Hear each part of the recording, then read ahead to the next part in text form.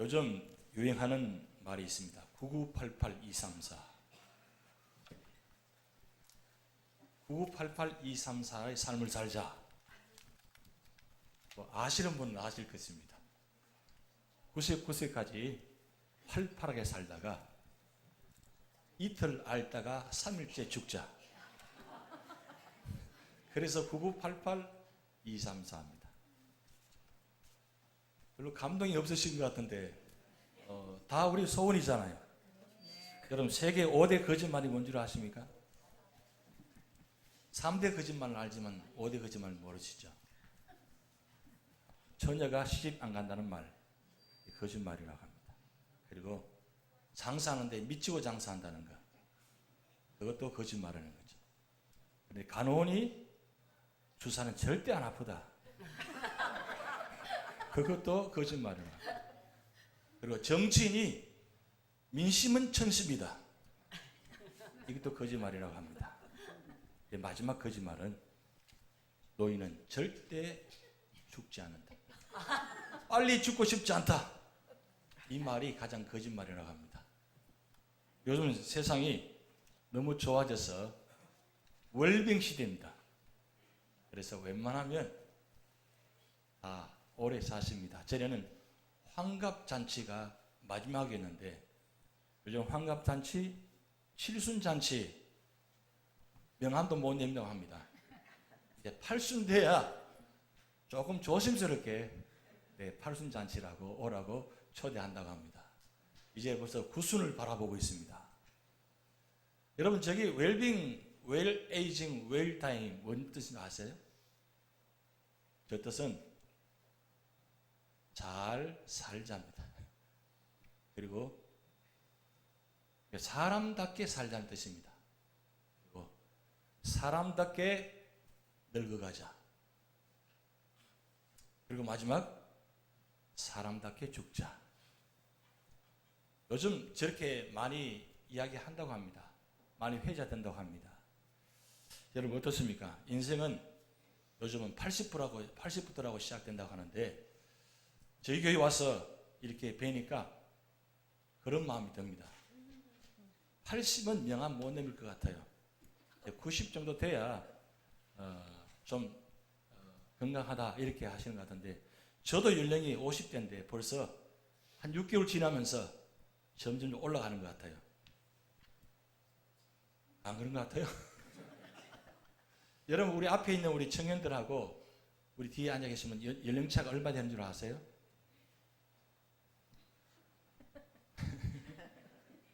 한 50 정도 차이 납니다. 그런데 제가 처음 왔을 때보다는 여기 계신 분들이 더 건강해지신 것 같고 더 보기 좋고 더 아름답습니다. 왜 그렇게 됐을까? 이렇게 제가 생각을 많이 해봤습니다. 그러고 보니까 은혜를 받으니까 기도 생활 열심히 하니까 믿음 생활 열심히 하니까 예배 생활 열심히 하시니까 모습이 아름다워지고 은혜스러워졌습니다. 확실히 6개월 지나고 차이가 완전히 차이가 납니다. 우리 찬양대 찬양 소리가 달라졌습니다. 물론 처음에도 잘 하셨어요.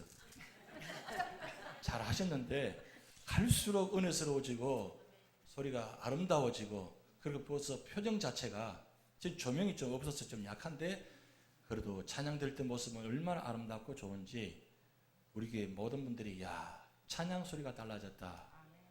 그리고 우리 젊은 우리 형제 자매들이 와서 같이 함께 연주하니까 그게 참 은혜스럽다, 참 좋다. 그래서 너무 감사합니다. 이 모습 이대로 주님 부르시는 날까지 함께 갔으면 좋겠습니다. 그렇게 될 줄 믿습니다. 여러분 우리가 잘 아시는 빌리 그레함 목사님 계십니다. 빌리 그레함 목사님이 12시 5분 절이라는 책을 오래전에 썼었어요. 그분이 현재 96세십니다. 현존하는 목회자 중에 가장 영향을 끼치면서 미국뿐 아니라 온 세계에 복음의 사도로서 복음의 열정으로서 여전히 복음을 전하고 계시는 그 목사님께서 이 12시 5분 전을 기록하시면서 그 내용을 주제는 이렇습니다. 지금 여러분들이 어디에 어느 시간에 와 있는가 자신을 확인해 보라. 그런 이야기입니다.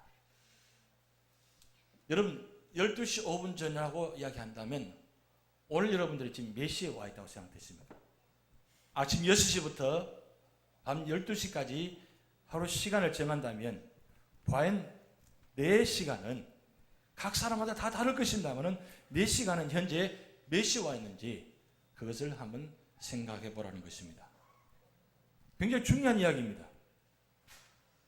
내 삶의 자리가 어떤 모습으로 살아가고 있는지, 내가 어떻게 하나님 보시기에 하나님 기준에 하나님 마음에 맞는 성도로서 살아가고 있는지를 한번 살펴보라고 생각하고 있는 것입니다.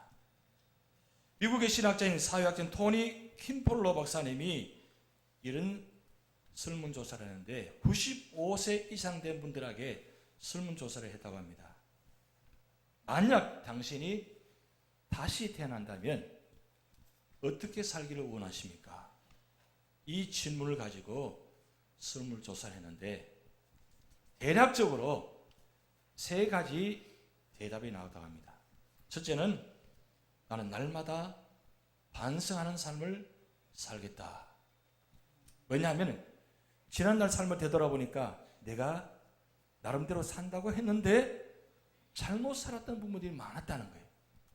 그래서 내가 다시 태어난다면 나는 반성하며 살겠다. 인생의 의미를 아신다는 거죠. 그리고 두 번째로는 용기 있게 살겠다.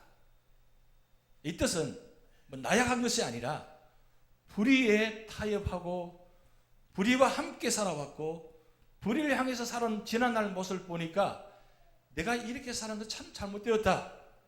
그래서 다시 태어난다면 불의와는 타협하지 않고 정말로 정직하게 건면하게 최선을 다해서 살겠다. 그걸 두 번째 대답이 나왔다는 겁니다. 그리고 세 번째로는 죽은 후에도 무언가를 남기는 삶을 살겠다. 죽고 난 후에도 그래 우리 아버님은 우리 어머님은 우리 저분은 정말 뭔가 큰 일을 남겼다.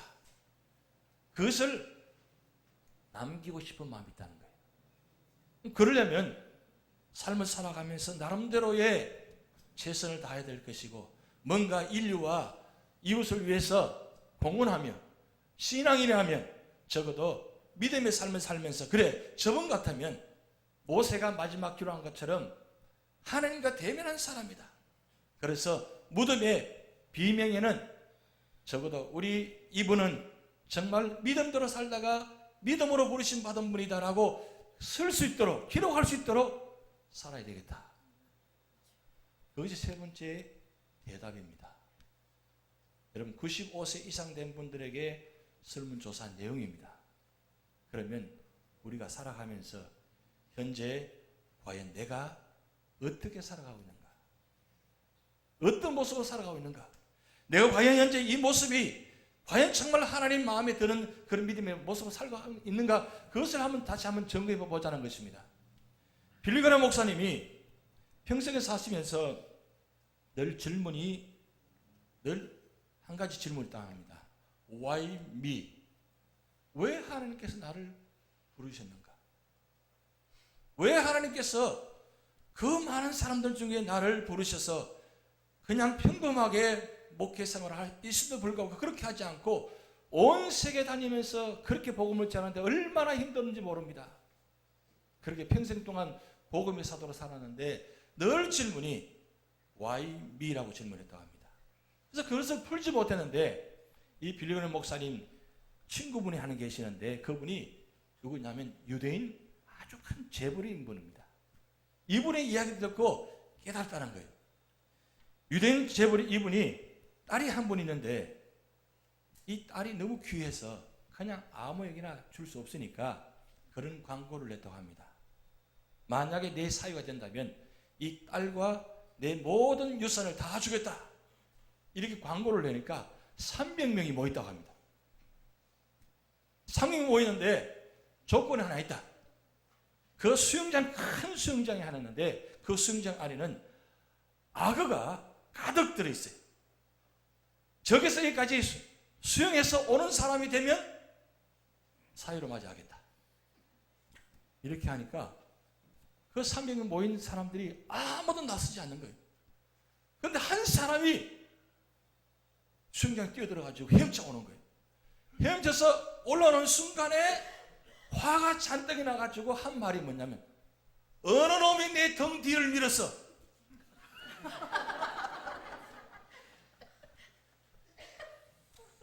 지금 왜 이런지 아십니까?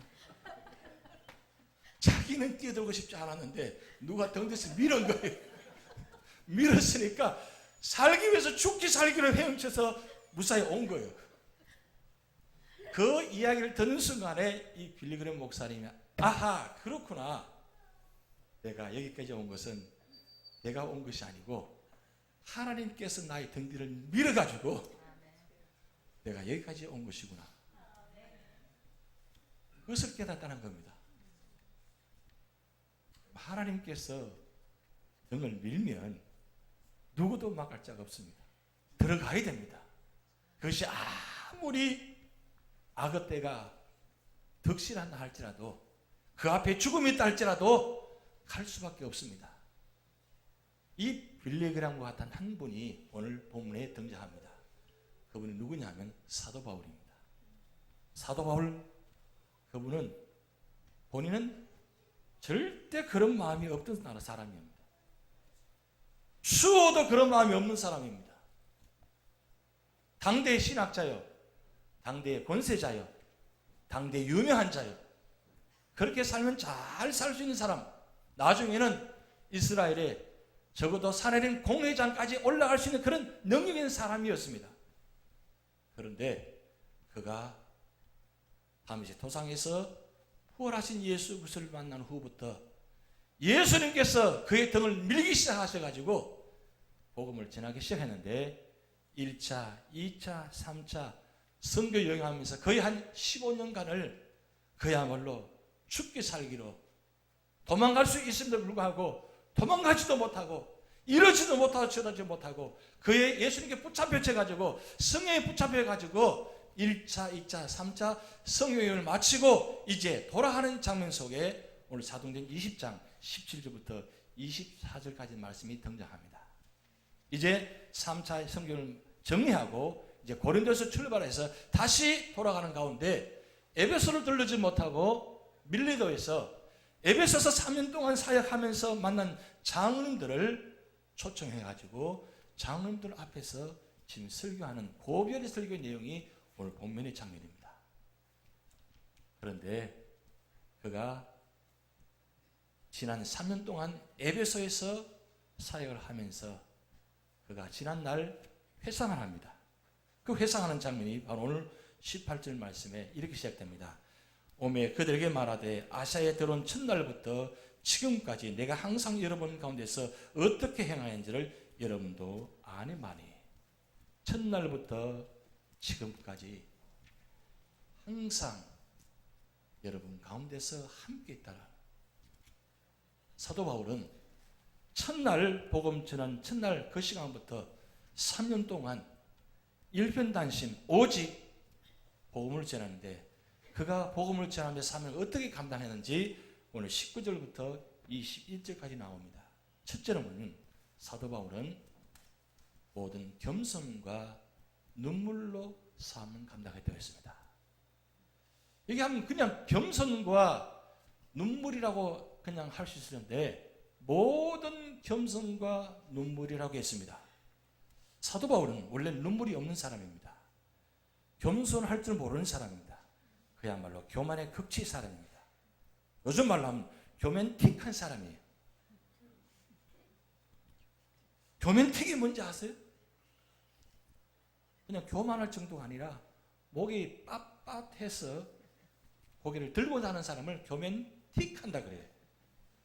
뭐 저희 교회는 없습니다. 그런데 많은 그런 분들이 계세요. 좀 안다는 분, 좀 있다는 분, 조금 경험했다는 분들, 그런 분들 보면 대체적으로 교맨틱합니다. 여기 와서 제가 놀란 건 우리 자녀분들 보니까 참 대단해요. 그렇게 가고 싶은 학교들 보면 대부분 다 다녔고 졸업했습니다. 아주 훌륭하게 잘 키우셨어요. 그런데 참 그 키우기 위해서 양육하시기 위해서 참 수고를 많이 한 모습들 바라봅니다. 그렇게 양육 키웠는데 우리 부모님들은 여전히 손주 보고 계시니까 참 마음이 안타까워요. 언제까지 그렇게 하셔야 되는지 참 마음이 안타까운데 참 잘 양육하셨습니다. 조금 좋은 학교 나오면, 조금 좋은 직장 들어가면 일반적으로 그렇습니다. 교민틱 할 수밖에 없습니다. 왜냐하면 나와 기준이 맞는 사람이 없기 때문입니다. 사도 바울은 당대의 석학입니다. 당대 가문적으로도 유명한 가문입니다. 그런 사람이 지금 뭐라고 해야 하느냐? 모든 겸손이라고 하겠습니다. 이 모든 겸손한 말은 절대적으로 온전한 겸손입니다. 사도 바울이 가는 곳마다 겸손할 수 있는 상황이 아닙니다. 왜냐하면 지식적으로 그들과 대대기 때문입니다. 우상을 섬기는 지역, 고린도 지역, 아덴 지역, 에베소 지역, 이런 지역들은 우상을 섬기고 얼마나 지식적으로 위험한지 모릅니다. 특히 그리스 아테네 지역, 이 아덴 지역, 고린도 지역은 학문적으로 아주 뛰어난 곳입니다. 헬라 문화가 발달된 곳입니다. 그런 곳에 가서 그냥 질 수가 없는 거예요. 특별히 아덴 지역 가서 이 사도 바울이 복음을 전하는데 복음을 전하다 안 되니까 자기가 갖는 지식 가지고 이 아덴 지역과 논쟁하다가 결국 실패해버렸어요. 고린도 지역에 와서 그가 통탄하게 깨닫게 됩니다. 아, 내가 지식으로 가지고는 이 사람들과 이길 수 없구나. 자기 평생에 지식은 뛰어났다고 생각하는데 그 사람과 대하다 보니까 이 지식을 가지고는 도무지 복음을 전할 수 없는 겁니다. 많이 알면, 많이 경험하면, 그 사람과 논쟁하면 될 것 같다고 생각했는데 그들과 논쟁하다 보니까 논쟁으로 끝나버렸어요. 논쟁은 논쟁으로 끝납니다. 논쟁을 해서 전도는 될 수가 없는 것입니다. 사도 바울이 그걸 경험했습니다. 그래서 고린도 지역에 와서 그가 이렇게 고백합니다. 내가 다시는 지식으로 전하지 않겠다. 오직 십자가만, 예수 그리스도만 전하겠다. 근데 그렇게 전하는데 그가 완전히 엎드려집니다. 그래서 어느 순간 어느 자리에 들어갔는지 지식적으로 학문으로 학불로 대하는 것이 아니라 그저 예수 그리스도의 이름으로 겸손하게 엎드리는 거예요. 엎드리기 시작하니까 문이 열리기 시작한 거예요. 그래서 거기서 끝나지 않고 눈물을 흘립니다. 여기 이 눈물은 그저 원통해서 복음을 전하다가 안 되니까 답답해서 눈물을 흘리는 눈물이 아니고 이 눈물은 긍휼의 눈물입니다. 애통한 눈물입니다. 복음을 전하는데 복음을 받아들이지 않으니까 그 영혼이 너무 안타까운 거예요. 너무 안타까워서 눈물로 밤새웁니다. 그 영혼을 기도합니다. 그리고 눈물로 복음을 전합니다. 오늘 20장 하반절에 보면 에베소에서 3년 동안 내가 눈물로 훈계했다 이런 말이 있습니다. 사도 바울은 에베소서 지내면서 적어도 1년이 아니라 3년 동안이나 눈물로 복음을 전했습니다. 여러분 살아오시면서 눈물을 흘릴 때가 언제입니까? 하도 눈물을 많이 흘려가지고 이제 흘릴 것이 없어요? 이민생활 40년, 50년을 살다 보시니까 얼마나 많은 아픔과 역경을 당해 오셨습니까? 그 아픔 어떻게 수말을 이야기할 수 있겠습니까? 책을 써도 몇 권을 썼을 텐데요. 그런 수많은 역사가 있었는데 그런 가운데 많은 눈물 정도가 아니라 피눈물 흘리면서 살아오셨습니다. 근데 어느 순간부터 이 눈물이 없어져 버렸어요. 눈물이 없으면 메말라집니다, 사람이. 여러분 기도하시면서 눈물을 흘리면서 기도해 보신 적이 있으십니까? 찬송 부르시면서 눈물로 찬송해 보신 적이 있으십니까? 말씀을 들으면서 눈물로 말씀을 들어보신 적이 있으십니까?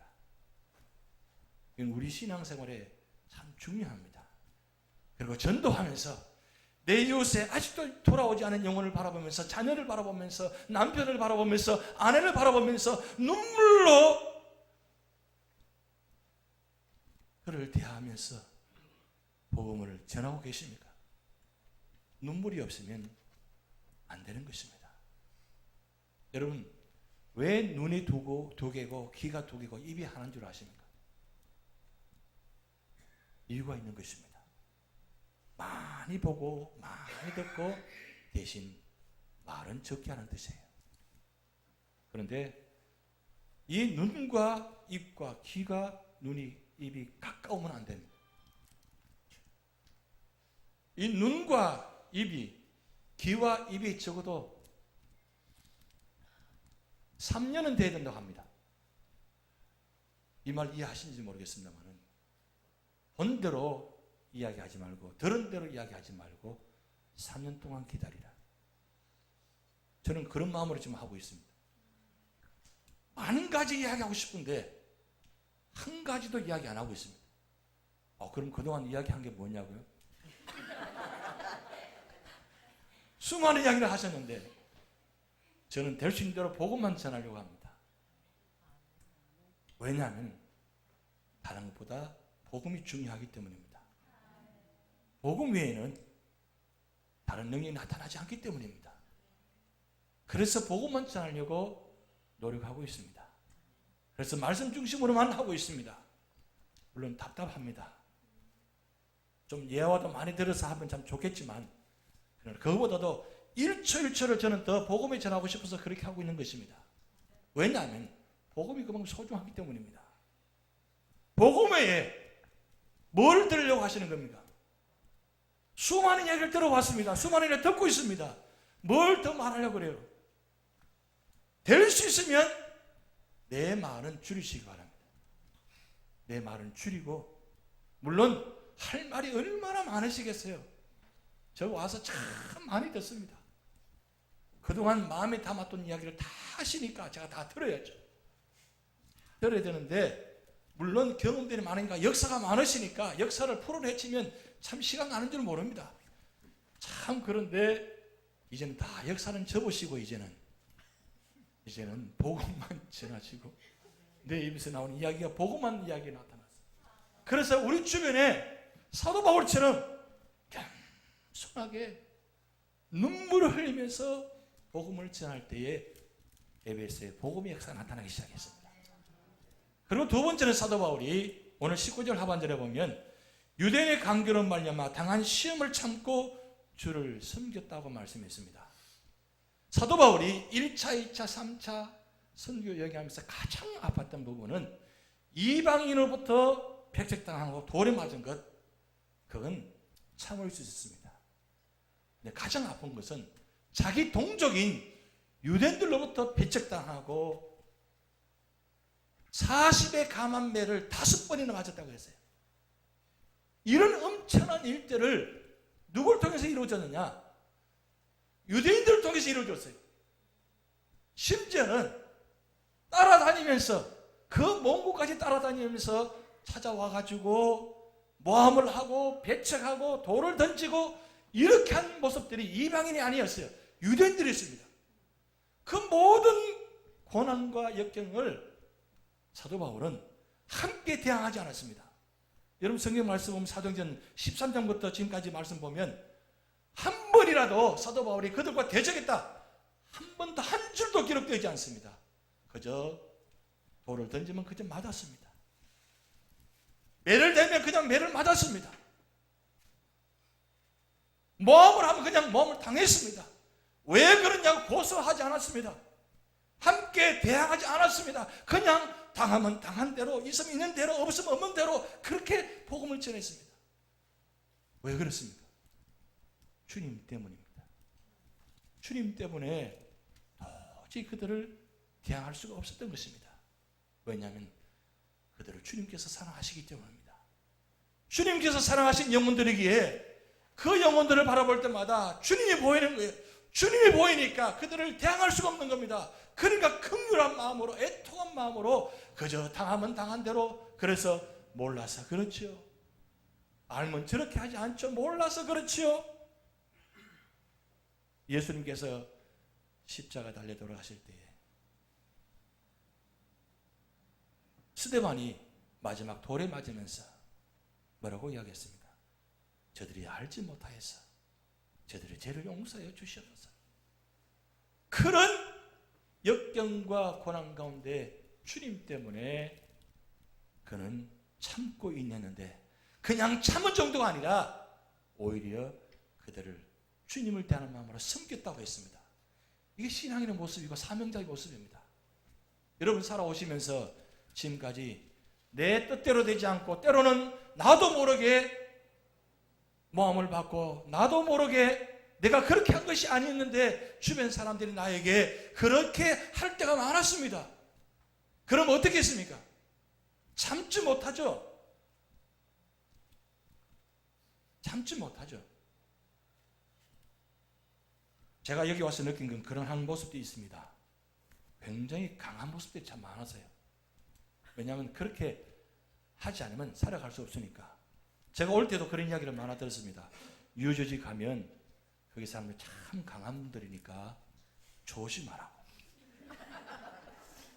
그리고 여기 처음 와서 한 목사님을 통해서 그런 말씀 들었습니다. 절대로 믿어서는 안 된다고. 그러니까 이게 뭐 세상에 이거 어떻게 하나. 근데 실제로 와보니까 저 휴스턴보다는 조금 강하세요. 조금 강한데 조금 주장이 강하세요. 그리고 조금 참지 못하세요. 있는 대로 다 이야기하세요. 그래서 자기 생각하는 대로 다 이야기하시는 거예요. 그러면 네 그러세요. 아, 그렇지요. 네 맞습니다. 그럼요. 그렇게 해야 되죠, 그죠? 근데 보니까 서로 간에 주장이 강한 분들이 참 많더라고요. 말을 들을 때는 아차 싶을 때가 많아요. 왜냐하면 저런 말씀을 저렇게 할 수 있나? 그런데 그 아무렇지 않게 다 지나가요. 나중에 보니까 그게 일상적인 생활이구나. 이게 다 뉴스도 되셔가지고 웬만한 건 다 넘어가시는구나. 그래서 여기까지 살아오셨구나. 그런 생각이 많이 듭니다. 더 들었어요. 저는 마음이 약해서요. 조그만 말을 잘 못해요.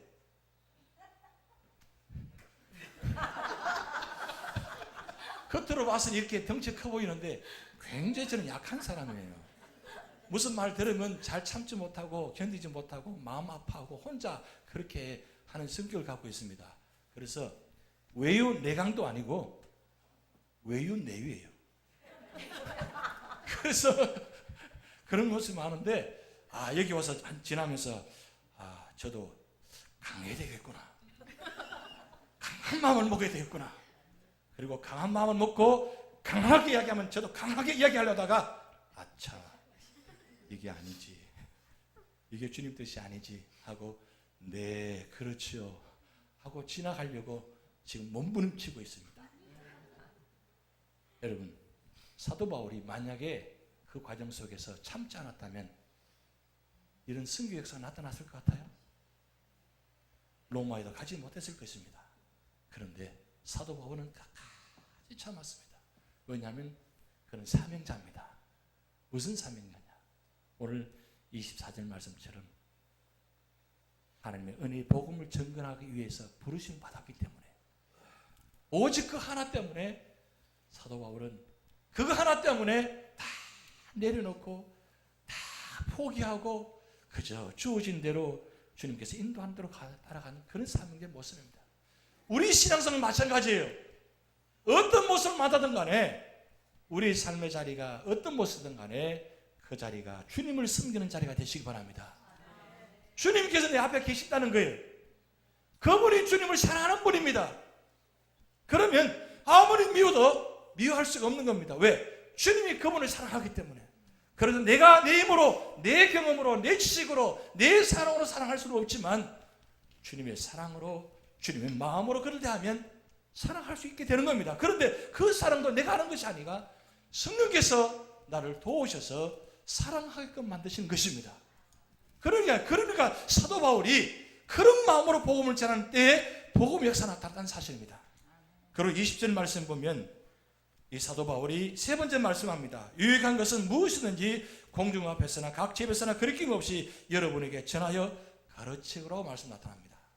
사도 바울이 정말 있는 것 다 남김없이 이것이 그분을 위해서 구원의 길이라면 모든 것을 다 가르쳤습니다. 목숨을 걸어서 가르쳤습니다. 그것이 심한 매가 다가온다 할지라도 돌을 던진다 할지라도 돌을 던지는 그 사람을 바라보면서 거기 가서 끌어안고 복음을 전했습니다. 그러니까 그 사람이 처음에는 받아들이지 않지만 복음의 능력으로 말미암아 그 사람이 변화되게 되고 주께 돌아오는 역사를 나타나기 시작했다는 사실이에요.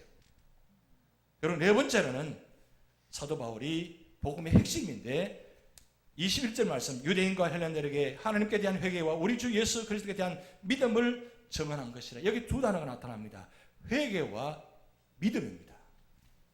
회개는 그동안 잘못된 모습을 주님을 영접하고 회개하고 돌아오는 것이고, 믿음은 주님을 받은 영접한 사람으로서 아름답게 믿음으로 살아가는 모습입니다. 사도 바울이 복음 전하는 내용 중에 두 가지입니다. 핵심은 회개와 믿음입니다. 우리는 날마다 끊임없이 회개해야 됩니다. 내 잘못을 회개해야 됩니다. 그리고 날마다 내가 서 있는 자리에 믿음의 자리에 서 있는가 날마다 내 자신을 점검해야 됩니다. 왜냐하면 내가 잠시 잠깐이라도 방심하면 사탄과 마귀가 나를 넘어지게 만들거든요. 그래서 날마다 내 자리가 있는지 믿음의 자리가 확인하라 그랬어요. 내 자신을 시험하라 그랬어요. 왜냐하면 내가 방심하면 넘어지기 쉽기 때문입니다. 그래서 사도 바울은 넘어질까 조심하라. 넘어질까 조심하라. 날마다 내 자신을 살펴라는 겁니다. 그리고 사도 바울은 22절 말씀에 이렇게 말씀합니다. 보라, 이제 나는 성령에 매여 예루살렘에 가는데 거기서 무슨 일을 당할지 알지 못하노라. 오직 성령이 각성에 내게 증언하여 결박과 환난이 나를 기다린다라고 말씀합니다. 지금 예루살렘을 향해 가고 있습니다. 지금 예루살렘 가면 여러분 본 말씀 알고겠지. 예루살렘 가면 2년 동안 감옥에 갇히게 됩니다. 환난을 당하게 됩니다. 그런데 성령께서 가라고 합니다. 가라고 하니까 그는 순종하고 합니다. 그 앞에 환난이 있고 역경이 있음을 알고 있음에도 불구하고 성령에 순종해서 성령의 인도 따라 가는 것이 사명자입니다. 내가 믿다가 내 마음에 들지 않으면 포기해버리고 따라하는 것이 아니고 어떤 삶의 자리를 간에 떠나지 않고 묵묵히 말씀에 순종하고 그 뜻이 주님의 뜻이라면, 그 뜻이 성령의 인도하시라면 순종하고 가는 것이 사명자의 모습입니다. 그리고 오늘 마지막 24절 말씀 다 같이 한번 합독하시겠습니다. 내가 달려갈 길과 주 예수께 받은 사명 곧 하나님의 은혜의 복음을 증언하는 일을 마치라면 나의 생명조차 조금도 귀한 것으로 여기지 아니하노라. 사도 바울의 전체의 결론의 말씀입니다. 거의 바울 쓰신 13권을 이게 한 절로 표현하고 있습니다. 이 사명 무슨 사명이냐? 일사각오의 사명입니다. 죽음은 죽으리라. 나의 생명을 조금 더 귀한 것으로 여기지 않으라. 왜요? 그게 사명자의 모습이기 때문입니다. 왜 사명이냐? 복음을 증언하는 일을 맡았기 때문입니다. 부르심을 받고 사명을 받았기 때문에 그 사명을 그저 자의로 하는 것이 아니라 주님 주신 힘을 가지고 능력을 가지고 복음을 전하니까 사도 바울의 그 복음 전함을 통해서 1차, 2차, 3차 성경하면서 갈라디아서를, 고린도 전후서를, 데살로니가 전후서를, 로마서를 기록하고 그리고 수많은 교회를 세웠습니다. 이렇게 함으로 통해서 유럽을 복음화할 수 있는 놀라운 전적 기절을 이 아시아 지역에 만들었습니다. 한 사람이 사명을 감당하니까 그 한 사람을 통해서 유럽의 복음의 역사가 나타나는 그런 놀라운 군의 역사가 나타났습니다. 하나님께서 오늘 이 마지막 때에 우리 교회에 주신 사명이 있습니다. 유지연합장로교의 사명은 뭐냐? 단 한 가지입니다. 복음을 전하는 것입니다. 여러분의 삶의 자리가 어떤 자리든 간에 복음을 전하시기 바랍니다.